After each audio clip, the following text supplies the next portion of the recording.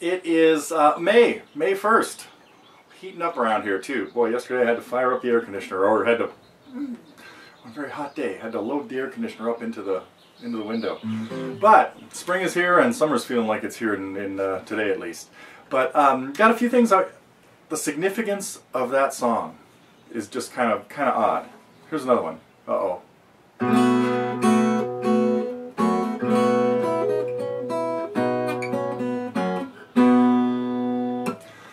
I just happened to watch a few minutes of some videos we made right around 6 years ago. This is we've just passed our 6th anniversary of the Target program, with it launched on April 26th, 2009. And I know a lot of you have been around since then, so I don't know, I guess I'd invite people to chime in on the forum or in this thread where the news is, with some of their thoughts after 6 years, because this is the time of year that we celebrate anniversaries here and May becomes, everybody in my family has a birthday in May except me, and well, and Corey and Rebecca. Oh well, never mind. We have a lot of birthdays in May. So I want to talk about a few things, and one of them I want to get to is this. I think I'm maybe going to give you a short lesson right here on the news of some ideas about playing Mark's suggestion of I Heard It Through the Grapevine. We are not quite going to tackle Michael Chapdelaine's whole thing, which the guy is fantastic, and I should get him involved at TG. Okay, put that on a list of things to do. Anyway, coming up a little bit later, hopefully in 10 or 15 minutes, after I ramble through. Now, the significance of the tunes I just played, by the way, Yellow Brick Road and the King of Denmark's Galliard. I shouldn't have told you what they were, but our second TG Live was a week later. The first one was on April 26th, Sunday, and the second one, we had all kinds of technical glitches using, what was it, Ustream. And we'd go off the air for a while, and luckily we'd come back every once in a while, and people would come back in. And anyway, it was really fun. So anybody that remembers any of those early ones, that we haven't done one in about 3 or 4 years now, but who knows? Maybe we'll get that rolling again too. Let's see. I do want to talk about a few things. The two requests on the forum, one for the Grapevine and the other for the lead to Crazy Little Thing Called Love. You know, I listened to that too, and that might be something I add in there. I'm thinking about adding in more solo parts, kind of like we had here.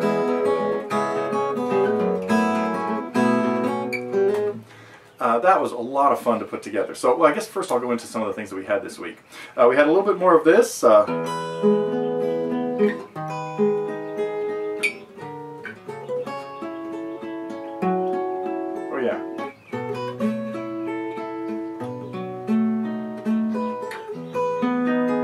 Anyhow, I think we have one more installment coming up on Cavatina.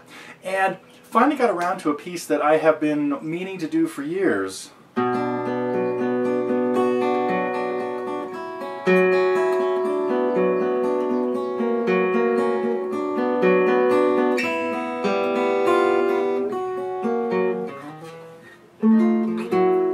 Anyway, Soar's Study in B minor by Soar's Study, Fernando Soar.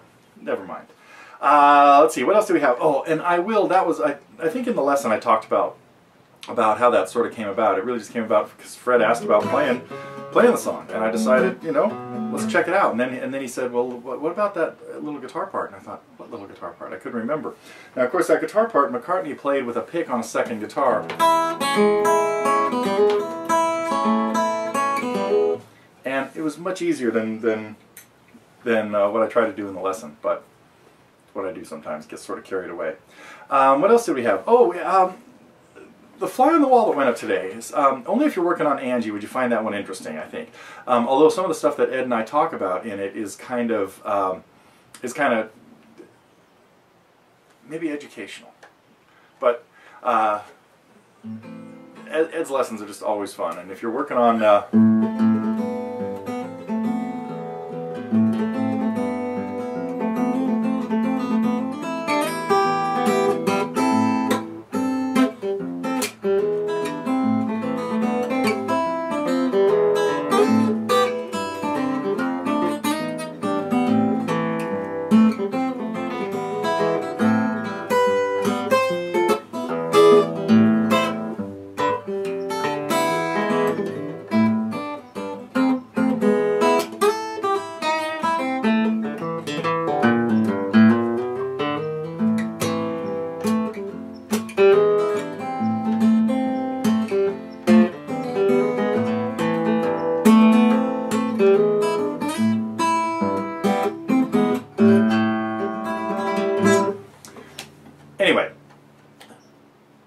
still have to get around to the extra lessons on that too, huh?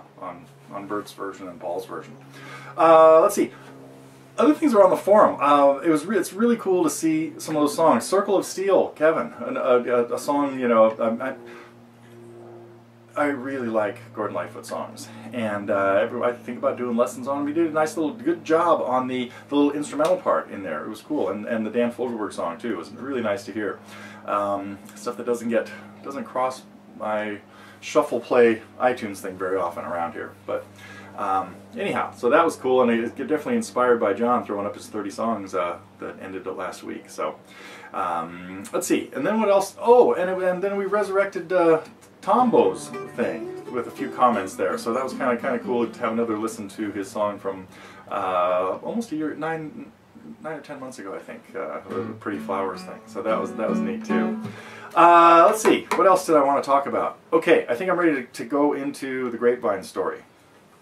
Here is what I would recommend for getting started with I Heard It Through the Grapevine. Drop D tuning.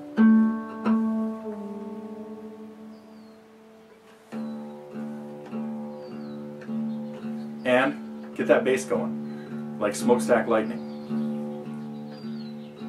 And then we just need the notes of a D chord. We need a fourth or a fifth, depending on which way you want to think about it. We need a D and an A.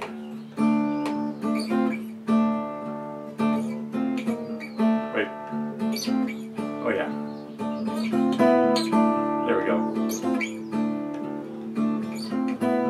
Now right there, I'm just keeping that little melody going with the A on the 3rd string and the D on the 4th string. Now the way Michael Chapdelaine did it was a fifth using the D and the A.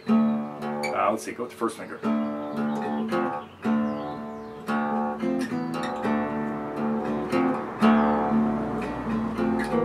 So playing the A here and using 2 fingers, the open D and the A, and then for just move it up in parallel fifths, but use your 2nd and 4th fingers so that you don't have to slide for that. And then slide that one back. Now the way I would probably really do this, and if I get around, maybe every week I'll do a little bit more on that. That'd be kind of a cool thing. We'll make this a progressive lesson done on the news. Here's what I would really do.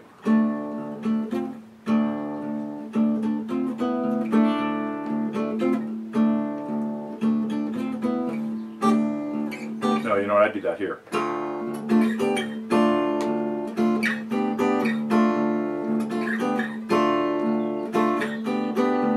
That's what we want to get going. So the first time around I had 2 notes at the 7th fret on the 3rd and 4th strings, and I'm just playing that with 1 finger, then going up to the 10th.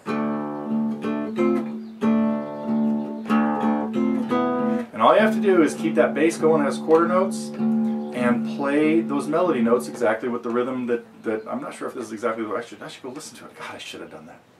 Prep would be really good.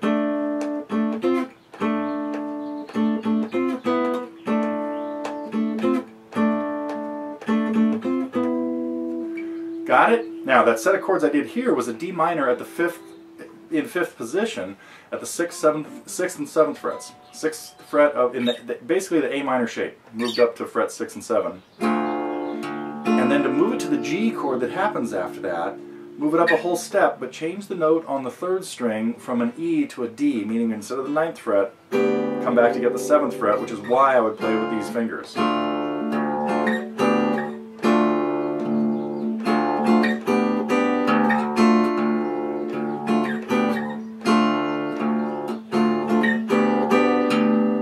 Once the singing starts, we'll save that for next week.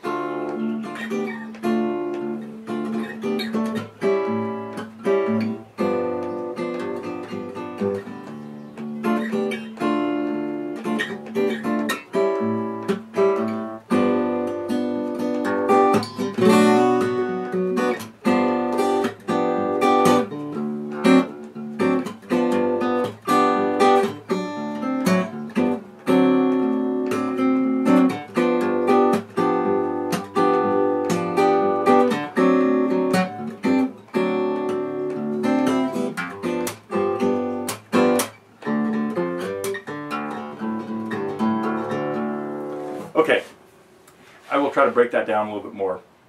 That's pretty much what I would do if I was backing somebody up to sing it. Maybe we'll get Fred to do this. Let's see, while I'm in drop D, what can we play in drop D? I always think about that one. Oh, you know, I have some in drop D that I never, oh my gosh.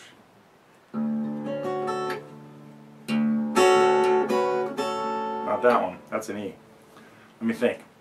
What are some old songs? Oh, I know, it's that Montaña de Oro is in drop D, which I have no idea what it... Never mind. I shouldn't bring it up since I don't have any idea how it goes.